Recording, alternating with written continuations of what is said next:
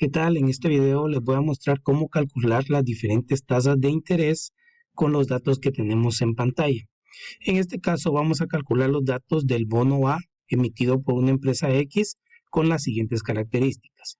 El bono tiene un tiempo de vencimiento de 3 años, una prima de inflación esperada del 5% y las primas de riesgo están compuestas por riesgo de liquidez, riesgo de cumplimiento, riesgo al vencimiento y otro riesgo.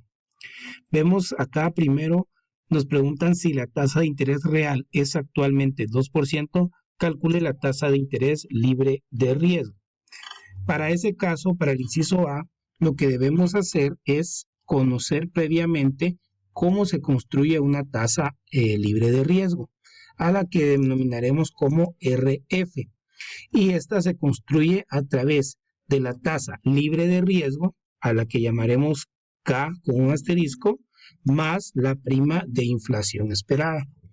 Entonces, ya que conocemos esto, lo voy a colocar aquí entre paréntesis, sería tasa libre de riesgo es igual a tasa real más prima de inflación. Eso es lo que significan digamos acá, esta simbología que tenemos en la parte de la ecuación o de la fórmula. Lo vamos a identificar esto con el color que tiene el inciso A para que lo podamos relacionar. Ok, listo, ya tenemos esto y ahora lo que vamos a hacer es despejar. Sabemos que la tasa libre de riesgo entonces va a ser, a la que llamaremos RF, va a ser la tasa real, que ya la conocemos, que es el 2%, nos lo está diciendo el inciso A, más la prima de inflación, que también la conocemos porque nos lo está diciendo el cuadrito, que sería el 5%. Entonces 2% más 5%, tenemos finalmente el 7%, que sería la tasa libre de riesgo, que sería RF. Con eso daríamos respuesta al inciso A. Vamos ahora con el inciso B. Me pregunta, determine la prima de riesgo total atribuible a las características del emisor y de la emisión. Bueno, la prima de riesgo es un concepto que nos habla de un factor que se le agrega a la tasa libre de riesgo para poder convertirla en una tasa nominal. La prima de riesgo, o PR, le podemos llamar PR1 o PR sub 1 para que, en este caso sería PR sub A porque sería la prima de riesgo del bono A. La vamos a colocar esto como un subíndice. ¿Okay? Entonces esto va a ser igual a poder nosotros identificar la suma de todos los riesgos que existen. Entonces actualmente vemos nosotros que tenemos el riesgo de liquidez más el de incumplimiento. Le voy a colocar solo R incumplimiento para que me quepa, más riesgo vencimiento más otro riesgo.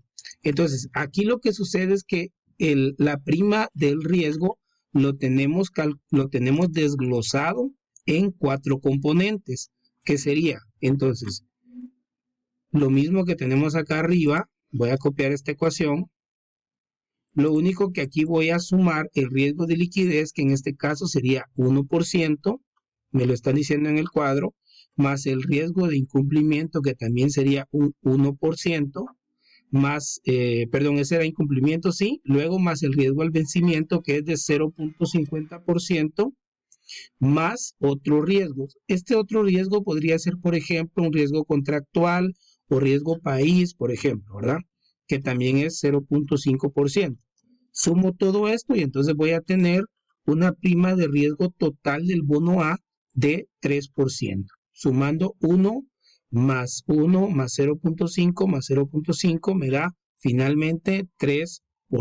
Y ya tengo resuelta la parte del inciso B. Y luego el inciso C, pues me dice que calcule la tasa nominal de interés, ¿verdad? Que en este caso sería la tasa nominal del bono. Le voy a colocar aquí el color que tiene el inciso C. y la tasa nominal a la que llamaremos K1, por ejemplo. Le voy a colocar acá K sub 1 para identificar que esta es la tasa nominal. Esta es la tasa que finalmente pagará la empresa por el dinero que recibirá por este bono. Entonces, el K sub 1 va a ser igual a la tasa libre de riesgo más la prima de riesgo del bono A. Que en este caso, la prima del bono de riesgo ya lo conocemos y también ya conocemos la tasa libre de riesgo. En este caso ya conocemos ambos componentes. La tasa libre de riesgo entonces va a ser 7% y la prima de riesgo va a ser 3%. Entonces ya de esta manera puedo sumar y ya tengo que la tasa nominal va a ser de un 10% y eso va a ser lo que va a pagar la empresa por el bono que va a vender, digamos la tasa del cupón. Bien, espero que les haya quedado claro. Si tienen alguna duda siempre pueden comentar y con gusto les resuelvo.